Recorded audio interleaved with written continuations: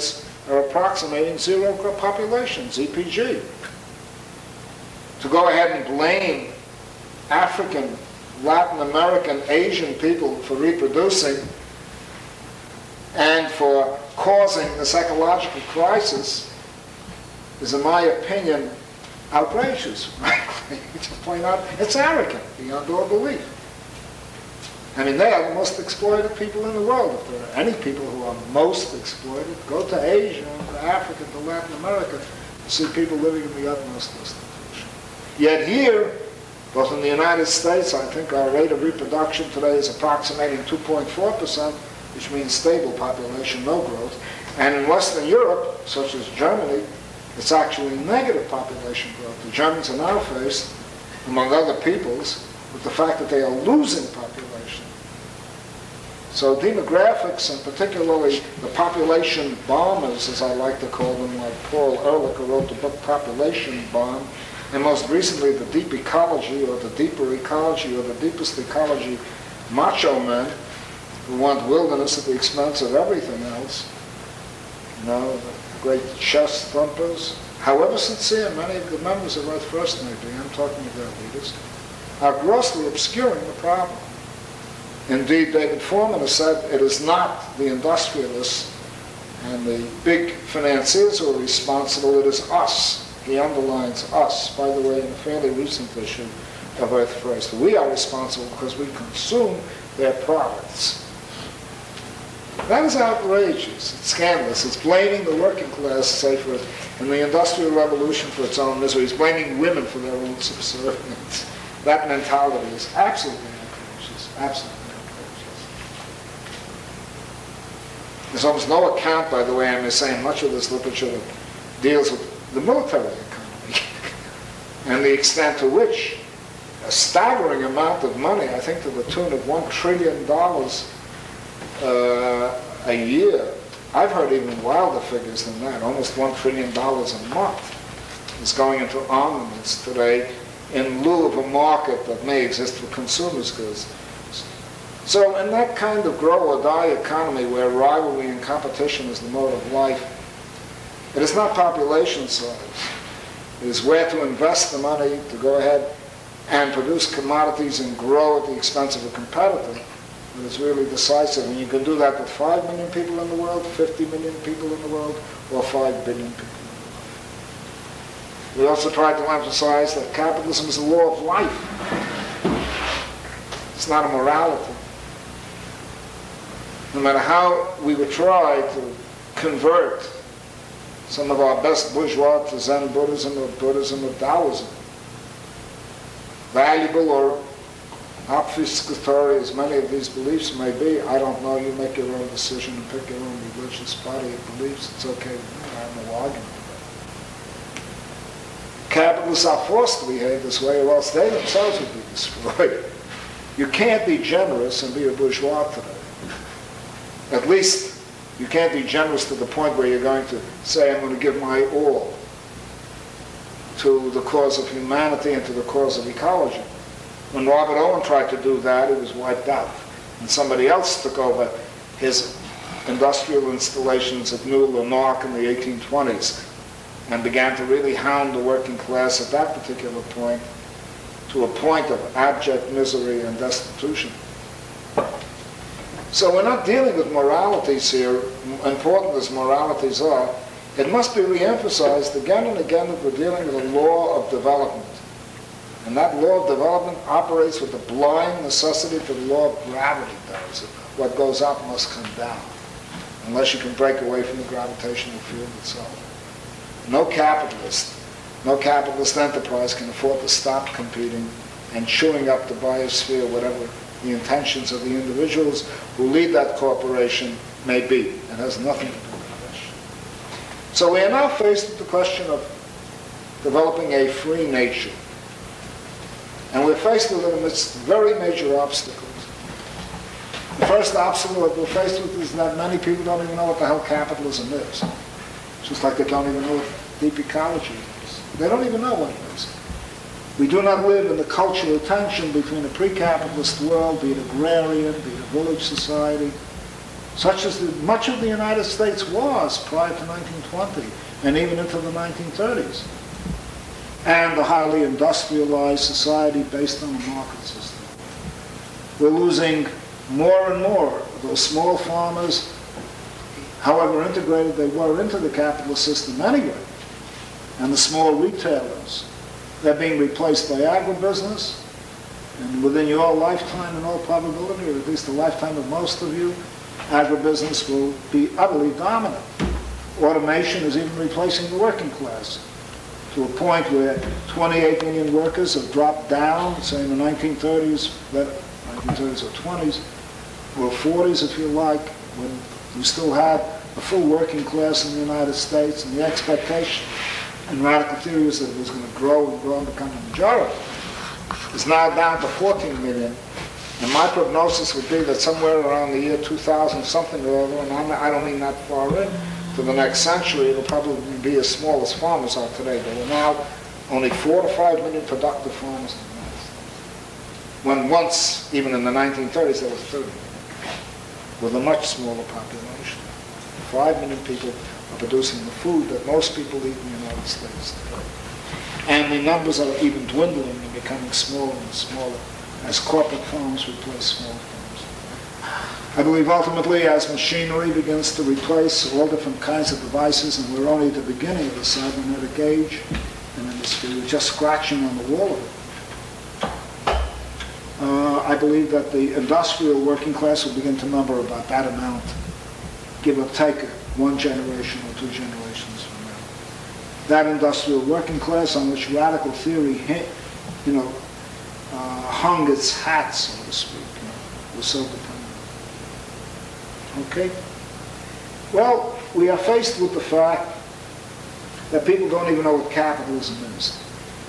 We have to educate them into the fact that this is a very unique and special society, and that it lies at the root of the ecological crisis, indeed hierarchy itself lies at the root of the ecological crisis. If we do not make people aware of that, they will have no cultural comparisons by which to extricate themselves from the belief that this society is a natural force.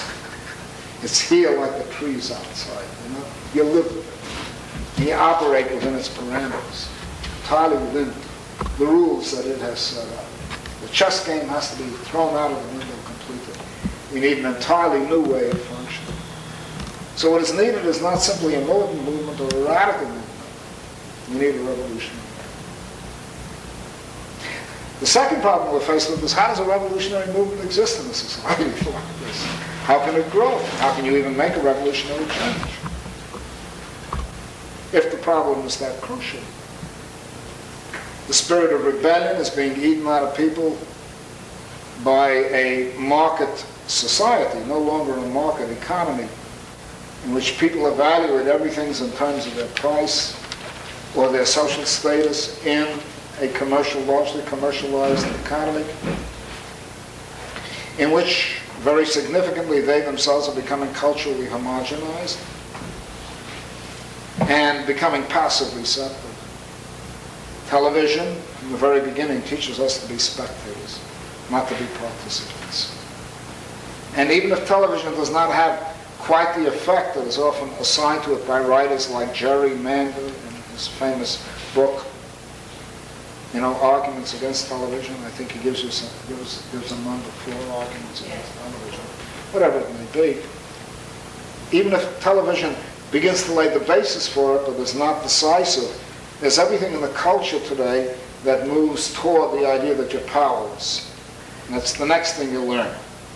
That you can't make or intervene in social change because tremendous forces are involved. Like to run for president of the United States, you have to have more than $25 million. To bankroll your way into the Senate, if you even accepted these forms of politics, you have to have $5 million.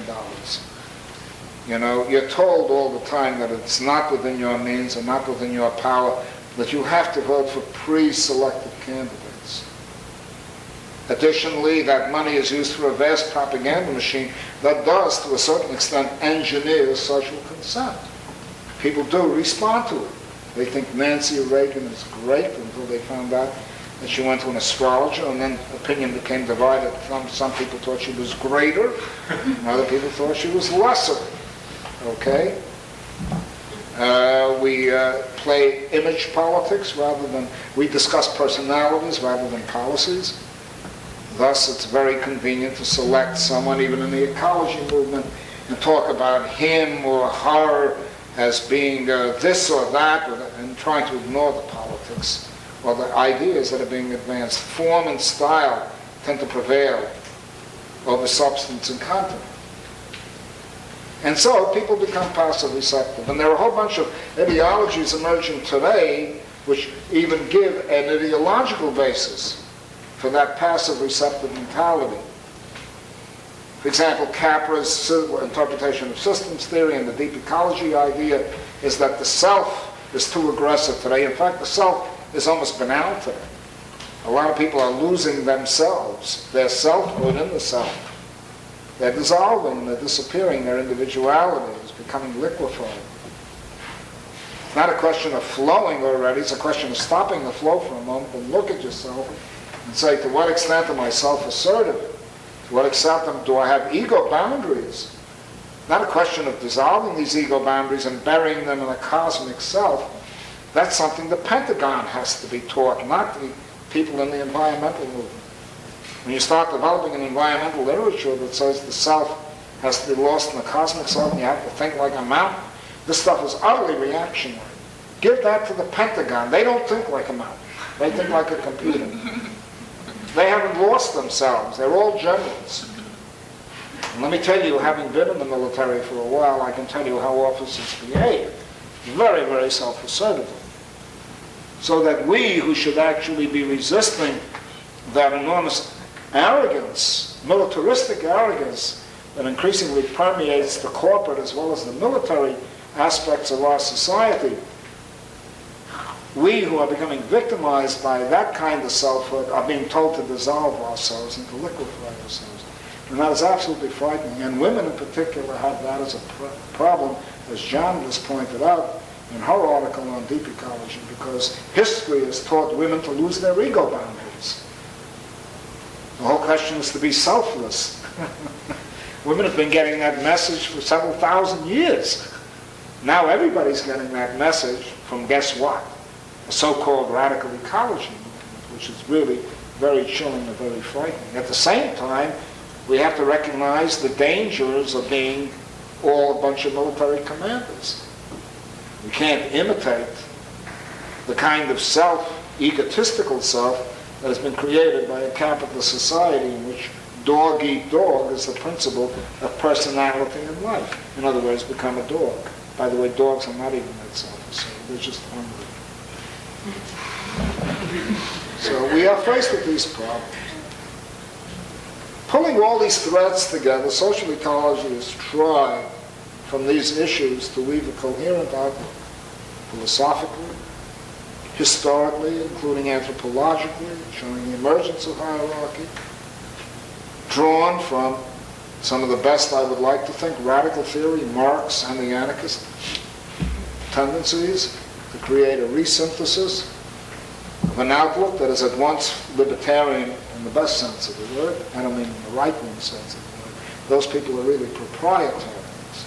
Their main concern is with property. Our main concern is with liberty and freedom and community, which they are not deeply concerned with. They're deeply concerned with the free market. And by the way, I may tell you that the word libertarian comes from the anarchist tradition. It was Elisée Reclus who invented the word libertaire at a time in the 1890s when the use of the word anarchist could throw you in jail. The French at that point had legislated liberally against the use of the word anarchist. So they had to call themselves libertarians. Now this has been appropriated by the right in a nonsensical way, whereas the real concept is property and free market, not collectivization and community. Entirely different notions. Well, how are we going to make this change in this period, in this time? The first thing we have to recognize, I personally think, is that if we compromise certain basic principles,